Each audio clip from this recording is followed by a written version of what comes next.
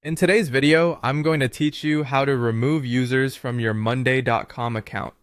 This can be necessary for various reasons, such as when a team member leaves the company or you need to manage account access more effectively. So let's dive in and go through the steps to make this as easy as possible for you. First, you'll need to log into your Monday.com account. Upon logging in, take a quick look at the bottom left corner of your screen where your profile picture is located. Click on your profile picture, and from the menu that appears, select Admin, which will lead you directly into the admin settings. It's important to note that you need to have admin privileges if you want to remove users from the account. If you're not an admin, reach out to someone who is, and they can assist you in removing users.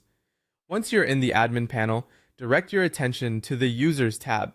Clicking on this tab will present you with an organized list of all current members, guests, and any pending invitations tied to your account. If your team is large, you might find it helpful to use the search bar at the top to quickly locate the specific person you need to remove.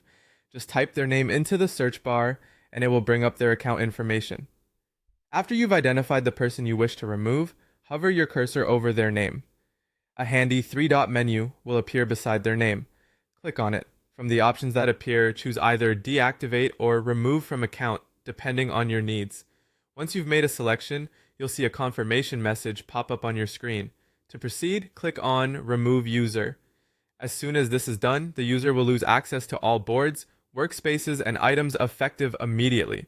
You'll notice they no longer appear in the People column, and on existing items, their name will be marked as Former Member until those items are reassigned. Now, for continuity and to ensure ongoing projects are not disrupted, it's highly recommended to reassign any tasks that were assigned to the removed user. Navigate to any board where they had assignments. Use the People column filter to identify all items assigned to them, then reassign these tasks to another suitable team member.